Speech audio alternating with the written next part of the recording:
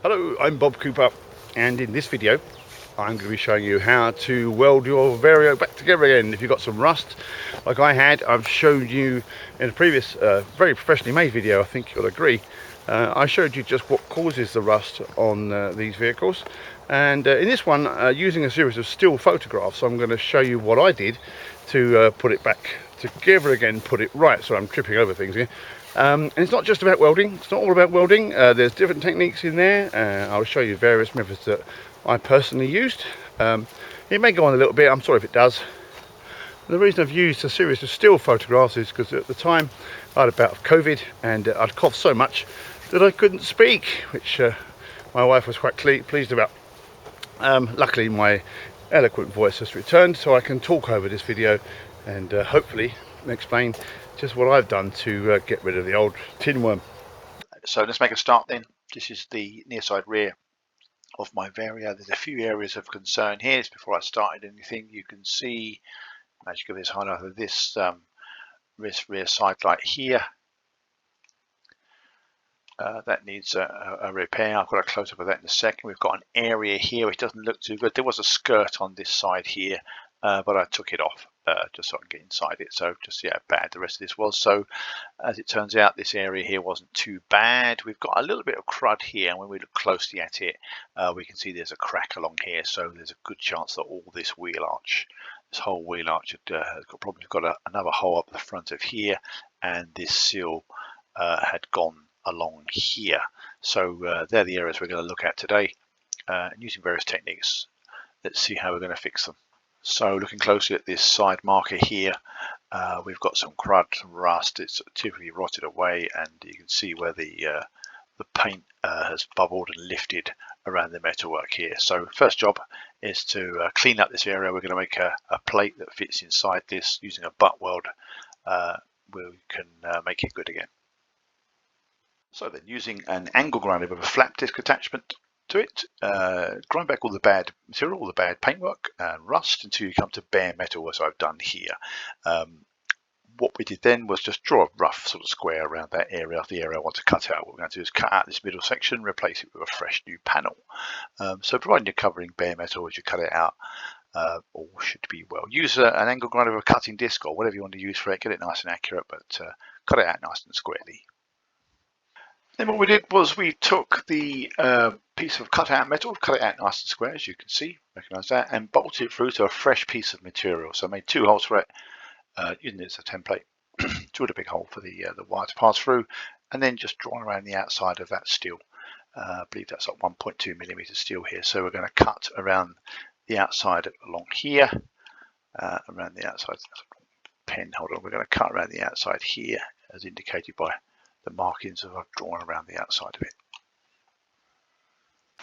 If you cut around it while it's still attached, then you can get a perfect size then to just cut it almost exactly the same shape. There's no need to go under or over, because that will fit exactly in the hole that you've cut out. Next up then, clean up using the same flat wheel around the outside of the hole you've cut to make sure you've got nice clean bare metal which to weld to, and then offer up the piece you've made, making sure it's the right way up, into the hole that you've cut out. If it's anything near accurate, I mean, like you see here, I've got a little bit of a gap up here, and a few little gaps here and there, but that's okay, we can weld around that. I've used magnets, a strong fishing magnet there to hold it in place, hold it perfectly flush with the existing bodywork, and if we weld around the outside of that, we'll get a nice clean flush finish. So for welding, I use one of these. I bought a gasless MIG welder from Draper. So it's an inverter welder. It's a little 120 amp machine with a fluxless core fed wire. Now it's perfectly adequate for welding bodywork together. I'm not going to weld the fourth bridge back together with it, and it's not hugely powerful. But you know what? It does panels really, really well. It's incredibly lightweight. It's efficient. I don't have to buy gas for it. There's a gas shortage in the UK, so it works perfectly well. I'm very happy with it. So first job then is to tack weld your panel in all the way around the outside. I've used my fishing magnet with an earth attached to it. It's quite a good connection. And what I've done, I've just gone around the outside of it, making sure that the panel's flush, and put a little tack, a little spot in various points around the outside, as you can see. And then I've gone ahead and used this technique, which I picked up from others on the internet. And you think you just weld around the outside You just run a nice long weld along here and down the side, but that tends to warp the panel. You end up with a buckled and warped panel as the heat sort of dissipates and bends the metal. So the correct technique, I'm told and I've learned, is to tack weld it all the way around. Just alternate from one side then to the other side, then keep the area cool, don't let it overheat too much. And I found it to be quite effective. It looks a bit rough, and I'm sure all you professional welders out there are looking at this and shaking their heads, but it is just a panel filler. There's no structure in this whatsoever. So I've only got enough metal and enough weld. It'll fix it quite well. Now, next stage is to grind all the weld off, get it nice and flush. And there you go then. So using the flat wheel again on the angle grinder, just grind off all the extra weld, all the protruding bits of weld off, and you end up with something like this. It's not perfect, I never said I was the world's best welder, but that panel's not coming off. It's certainly on there. Nothing that a little bit of filler couldn't fix. And of course, as you can see, it is nice and flush. So that's going to last another, however long it lasts, again, another 20 years in my case. So I'm quite happy with that. So on to the next piece then, this is the rear of my near side wheel arch. We're going to introduce a plug weld. As you can see, I've made another panel up that fits flush with the shape of the body, but then I had to bend this myself in a little bender that I bought. So it wasn't too bad long here. I did actually buy the whole panel that would fit on here, but they're a little bit thin and they're not as good. This is a nice thick piece of steel that I can put on there, and this is quite vulnerable. We can protect it. So again, welding on the same principle as before, grind back to bare metal, to good metal, make a panel to fit it. And here we've made some small holes through the bottom of this panel to plug weld it, to puddle weld it. That's not the best way to weld, especially on a side panel like this. It kind of replicates spot welding, but it will hold the panel on. Again, it's not structural, and I get a fairly decent weld along there as well. So quickly looking through the rest of this panel, this is forward of the rear wheel on the near side. We can see this is actually quite bad long here. Again, flat wheel on the angle grinder, grind back to bare metal, so you've got a good area here. So that's okay, and what we're going to do is cut this section out and just see how bad it is behind. Close picture then, straight after that, you can see I've cut off the outer panel. We're back to good metal here, but the inner seal, typically of these Varios, is pretty rusty, pretty gone. So I've explained before on previous videos, water collects in here and it's not that well protected, so they tend to rust away. Now yours might be a lot worse than this, might be better than this if you're really lucky, but the replacement panels that you can buy, and I've got one for this, they go right up the top above that seal line there, and we can easily fabricate the inner seal, which I'm going to do on this one. So here you can see I've repaired this inner seal.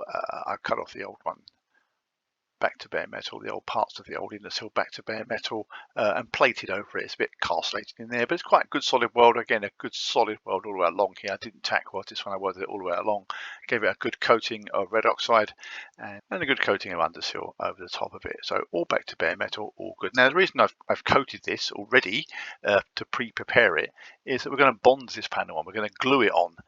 Bonding is a technique that's used in the automotive industry on things like Porsches, transit vans, I think, and a lot of manufacturers now bond their vehicles together. It's not a new technique, and providing you prepare the service correctly, use the right materials, you get a pretty good, very satisfactory result. So also there's no warpage, and you can pre-prepare your panels. It's quite important on these Varios. I think you'll all agree that we underseal as much as possible.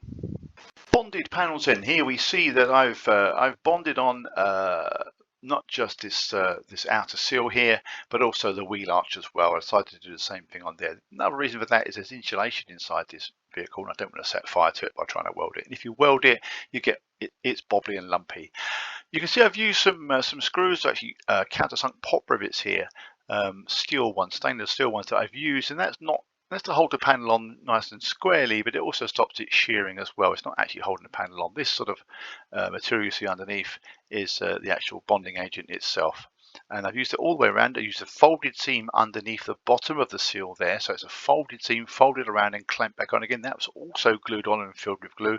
And before I put the panel on, I sprayed the back of it with quite a lot of underseal body shorts as well. So I'm pretty certain that's quite well sealed in there. When I'm finished, when it's painted, I'm going to back spray through the access holes in the back of the seal to refill this, making sure we've got some breather in there as well, making sure that the air can circulate inside. And I'm hoping, touching wood here, that that's going to be good enough for that.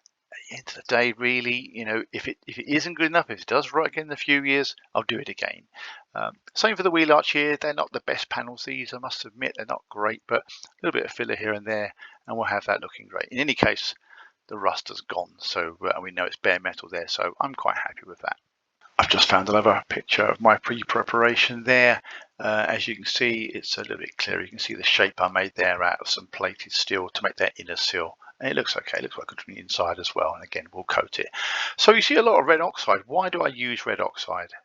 One other materials. I will, I'd recommend that because when I got this fan, it had some rust spots on it. And the first thing I did was I ground back some of those rust spots, some of the paintwork, and blobbed different types of rust preventative on them. So you've got the cure rust, you've got the eatable rust, you've got rust eater, whatever it's called. You've got primer, ordinary Rust-Oleum primer, and good old red oxide that you use on your garden furniture.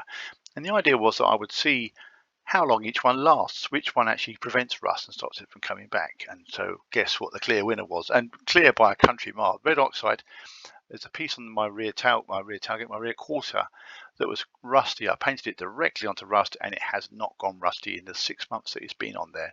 Whereas other things I've used, Cure Rust, Rust-Oleum, and Rust-Oleum primer that I use, all gone rusty again. So this is the product I trust. I use it as a base. Probably not the best thing. I'll spray it over the top of this, as you've seen already, with some body shorts. I've got a spray gun that does that. So hopefully that should last a bit longer. Finally then, a little bit of body filler. Not too much body filler, just to pad out and fill out the seams. I put my skirts back on over here, put my arch back on, just started doing a bit of filling here. You can see this panel here that I've just done before I took the picture actually. So we'll smooth that off, get a nice finish. I can't show you the finished picture because I haven't finished it yet. I've not even painted it yet. I've moved on, done other things. One thing I did do, which I'm rather proud of, is move that exhaust. You look in the previous part of this video, you see this exhaust being a kind of coach exhaust was right on the floor down here, and the skirts were twice the size of this, which I didn't really like. So I cut them in half, made them into a nice mini skirt, and a little bit of fiberglass to fill in the gaps. That's just down there nicely. This little plate here is just a temporary, just to hold it on while I put a bit of fiberglass in there as well. It's a little bit cosmetic, but I think it looks okay. And when we're finished, I'll show you the finished article in another video.